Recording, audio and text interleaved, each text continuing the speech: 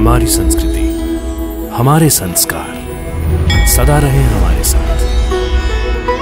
भारत की पुरातन गाथाएं और महान संतों की वाणी। सब्सक्राइब करें तिलक कथाएं। भाईजा बहन, सुना है उस पेड़ के नीचे अचानक एक खुदाई नूर का इजहार हुआ है, जिसकी रोशनी से सारा जंगल जगमगा उठा है। इसकी रोशनी कोई अल्लाह का भेजा हुआ फरिश्ता होगा। ऐसा नूर तो कोई खुदा ही रूह में ही हो सकता है। कहते हैं उसका प्रकाश फैलते ही चारों तरफ से पशु पक्षी गाय बकरी सब उसकी ओर भाग भाग कर जा रहे हैं और उसके सामने माथा टेक कर परिक्रमा कर रहे हैं। ये कोई साधारण योगी नहीं है, ये कोई अवतारी जीव है। अरे पेड़ से फूल भी झड़ झड़ कर उसके चरणों में गिर रहे हैं। अच्छा, ये कैसा चमत्कार है? कल तक तो उस पेड़ के नीचे कोई नहीं था। अरे बातें ही करती रहोगी बाईजा बाई, या उनके दीदार करने को भी चलोगी? अल्लाह का भेजा हुआ कोई पीर फकीर होगा, इससे पहले कि वो कहीं गायब ना हो जाए। चलो। हाँ। अम्मी हाँ? मैं भी चलूंगी आपके साथ। हाँ चलो। ऐसे लोगों के दीदार से बड़ा सवाब भी मिलता है और दुआ भी लगती है। चलो चलिए बाईजा बाई।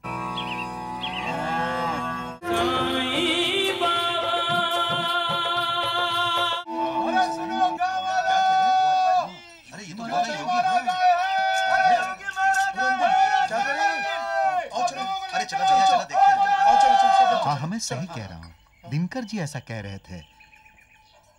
अरे गुलाब, क्या हुआ भाई? जंगल में आग लगी है क्या? कोते पाटिल जी, लगता है इन्होंने दिन में भूत देखा है। भूत नहीं, वो तो कोई ईश्वर का दूत है। क्या? ईश्वर का दूत? हाँ, उम्र छोटी है उसकी, लेकिन चेहरे पे जो तेज है ऐसा लगता है जैसे अभी अभी सूरज में से निकला है। लेकिन वो है कौन? है किसनवा, कौन है रे वो? हमें क्या पता। कल रात तो उस नीम के पेड़ के नीचे कोई नहीं था। हमने भी पहले कभी नहीं देखा उसे। ए रामदिन, कुछ सुना तूने? क्या? उस योगी के बारे में?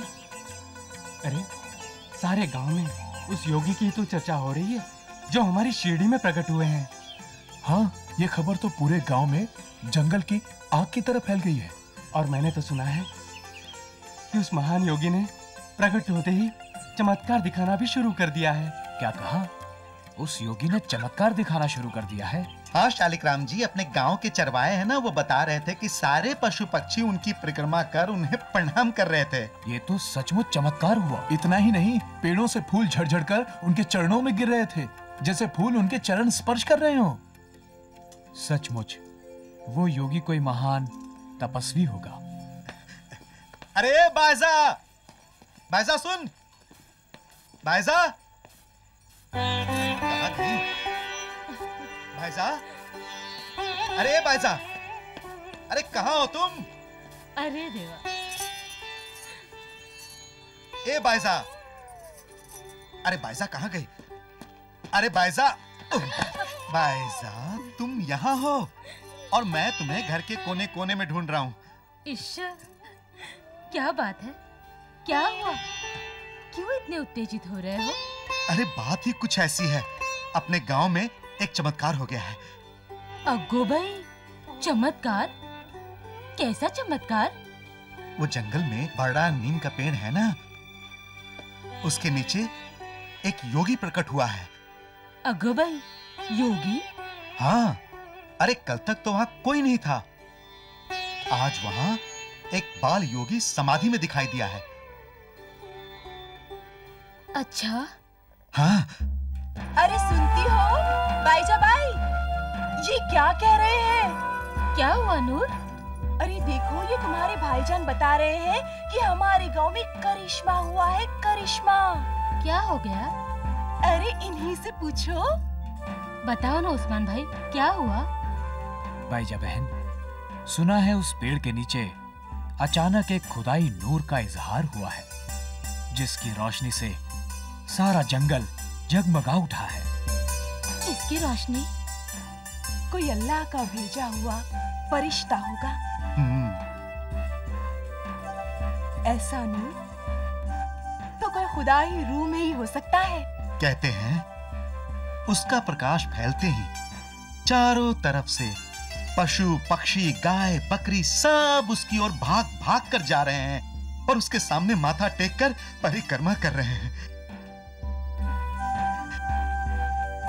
ये कोई साधारण योगी नहीं है, ये कोई अवतारी जीव है। अरे पेड़ से फूल भी झड़ झड़ कर उसके चरणों में गिर रहे हैं। अच्छा, ये कैसा चमत्कार है? कल तक तो उस पेड़ के नीचे कोई नहीं था। अरे बातें ही करती रहोगी बाईजा बाई, या उनके दीदार करने को भी चलोगी? अल्लाह का भेजा हुआ कोई पीर फकीर होगा, इससे पहले कि वो कहीं गायब ना हो जाए। चलो। हाँ हाँ। अम्मी अम्मी, हाँ? मैं भी चलूंगी आपके साथ। हाँ हाँ चलो, ऐसे लोगों के दीदार से बड़ा सवाब भी मिलता है और दुआ भी लगती है। चलो चलिए बाईजा बाई।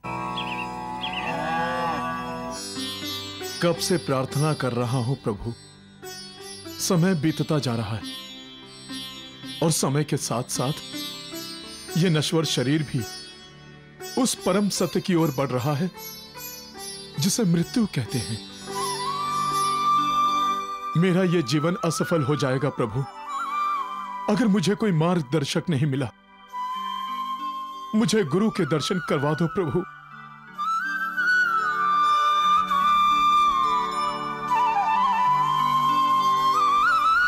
मुझे गुरु के दर्शन करवा दो।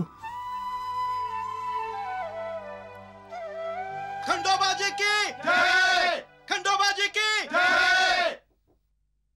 क्या हुआ पंडित जी? खंडोबा का उत्सव शुरू होने में तो अभी देर है। उत्सव तो जंगल में शुरू हो चुका है महालसापति जी। जंगल में शुरू हो गया है? जी हाँ, आइए हमारे साथ। चलिए।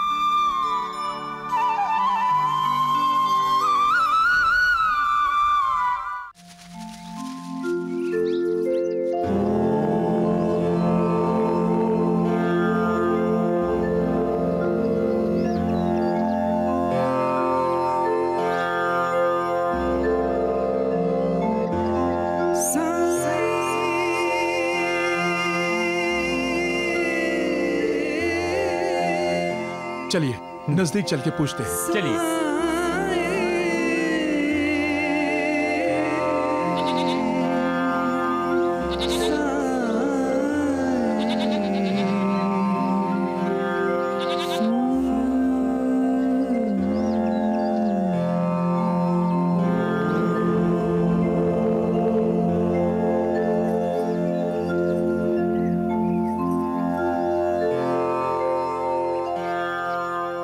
मुझे तो संत ज्ञानेश्वर का बाल रूप दिखाई दे रहे हैं। बाईजा बाई, ये तो भक्त ध्रुव का रूप है।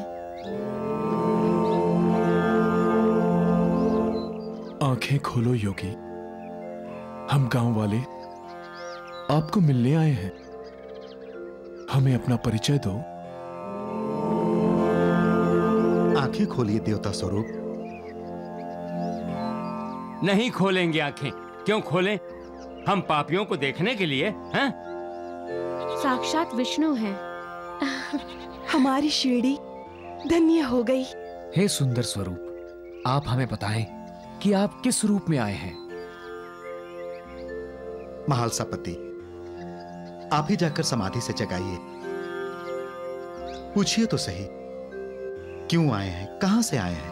आप लोग इतना डर क्यों रहे हैं? हटो, मैं पूछता हूं।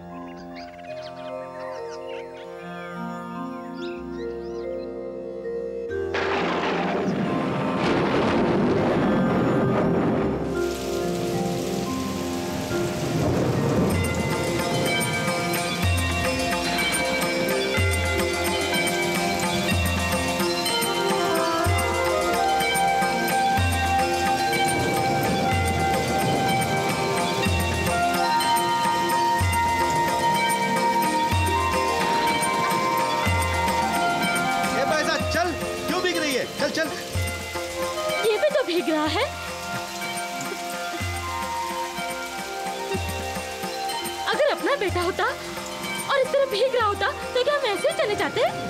लेकिन ये हमारा बेटा नहीं है। किसी का तो बेटा है।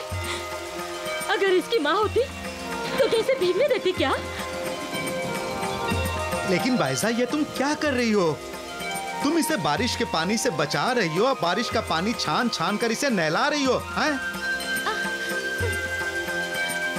अरे संतू, इधर आ, इधर आ। अरे जरा कहीं से कोई बड़ा छप्पर लेके आ, हैं? अभी जल्दी जा, जा जल्दी। अरे अरे अरे क्या कर रहे हो? क्या कर रहे हो? क्या कर रहे हो? छपरा उतार कर ले जा रहा हूँ वहाँ। वहाँ कहाँ? वहाँ उस योगी के लिए। बिल्कुल नहीं, वैद्य जी की गाय भीग जाएगी। वहाँ वो योगी भीग रहा है। वैद्य जी, जल्दी आइए, देखिए ये छत लेकर जा रहा है। वैद्य! अरे राम राम, कौन हमारी घर की छत को ले जा रहा है? किधर है? अरे छत तो यही है। अरे वैद्य जी, इस छत की बात नहीं, वो गाय के सिर वाली छत है। अरे कौन है? अरे रुक रुक, अरे रुक कहता हूँ मैं, छाता खोल। मैं कहता हूँ छोड़ उसे, छोड़। ऐसी टांगे तोड़ूंगा कि बड़ा से बड़ा वैद्य भी जोड़ नहीं पाएगा, समझे? ये वैद्य जी भी नहीं जोड़ पाएंगे। छाता पकड़। वैद्य जी, सरपंच जी ने कहा है। क्या क्या कहा सरपंच ने? हैं? बोल, क्या कहा कि लोगों के घर को तोड़ दे? हैं? बोल। अरे पकड़ो पकड़ो उसको। अरे मूर्खो, मुझे नहीं, हैं? उसको पकड़ो, चलो पकड़ो। आज फिर पकड़ उसको। अरे संतू आ, जल्दी आ, जल्दी आ। आजा आजा आजा। उस तरफ, उस तरफ। हाँ। राम राम राम। क्यों पाटिल, अपने घर से छप्पर नहीं मंगवा सकते थे? हैं? मेरे ही गाय की सिर की छप्पर तोड़नी थी। और ये कौन है? ये योगी है, समाधि में लीन है, इसलिए बेचारी बेज़बान गाय को भीगने दो। वो भी जीव है बाईजा बाई, हैं? और यहाँ ऐसे ढोंगी योगी तो आते ही रहते हैं। अरे वैद्य जी, ये कहीं से आए नहीं, प्रकट हुए हैं। प्रकट हुए हैं। सुनो वीरू देवू, प्रकट हुए हैं। जय हो जय हो जय हो। बना दे इसको भी भगवान। देखना देखना, 4 दिन बाद जिस तरह ये प्रकट हुआ है, उसी तरह किसी के घर को लूट कर यहाँ से गायब हो जाएगा। तुम जानो तुम्हारा काम, मैं तो अपने गाय का छपरा यहाँ से लेकर जाऊंगा। ए बलवीरो, ले लो उससे। क्या? अरे क्या क्या समझ में नहीं आता? छपरा ले लो।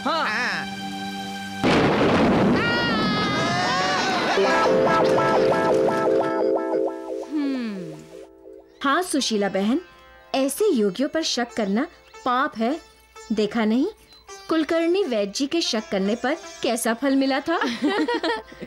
कैसे पछाड़ खाकर गिरे थे वैद्य जी, साथ में उनके जमूरे भी।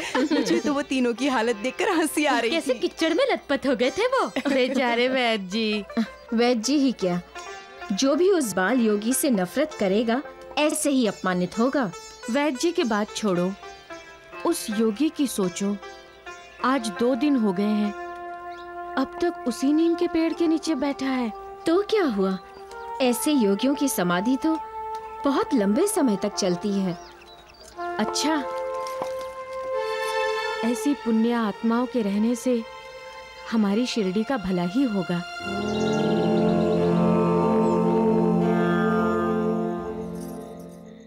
अजी सुनते हो, उस बाल योगी अरे ने... भाग्यवान, आज 4 दिनों से उसी बाल योगी की चर्चा तो सुन रहा हूँ। तेरे पास और कुछ नहीं है सुनाने को? क्यों, उस बाल योगी की चर्चा करने से पाप लगता है क्या? पुण्य भी तो नहीं मिलेगा। आप नास्तिक कब से हो गए? मैं नास्तिक नहीं हूँ, पर ऐसे जादूगरों को भगवान भी नहीं मानता। पता नहीं कब गांव वालों को लूटकर दफा हो जाए।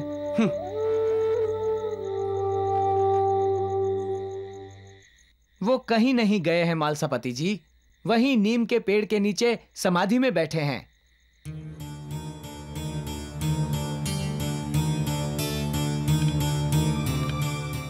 इसका मतलब है वो ढोंगी नहीं है। वो ढोंगी है, समझे पाटिल, वो ढोंगी ही है। हाँ। ढोंगी होता तो उसे भूख लगती, प्यास लगती, कहीं भिक्षा लेने जाता, रात में किसी के घर में आश्रय मांगता। वो मांगने वालों में से नहीं है, वो अवश्य कोई अवतार है। कोई अवतार नहीं है वो, उसके दिमाग में कोई बहुत बड़ी साजिश है, षड्यंत्र है हम सब गांव वालों को लूटने का, समझे? अरे आंखें बंद करके वो हम सबको बेवकूफ बना रहा है। आज जो उसका गुणगान गा रहे हैं, देखना कल वो जरूर पछताएंगे। क्योंकि कुलकर्णी जो कहता है वो 16 आने सच कहता है। वैद्य जी, एक काम करते हैं, रातों रात उसे उठाकर जंगल के बाहर फेंकाते हैं। कहीं उसके पास कोई ऐसी जड़ी बूटी हुई जिससे उसने गांव वालों की बीमारियों को दूर कर दिया, तो तुम्हारे पास दवा लेने कोई नहीं आएगा और तुम्हारी गांव में कोई कदर नहीं रहेगी। हाँ, क्यों वैद्य जी, चले? हाँ, चलो चलो चलो। अरे रुक जाओ मूर्ख, चलो पीछे।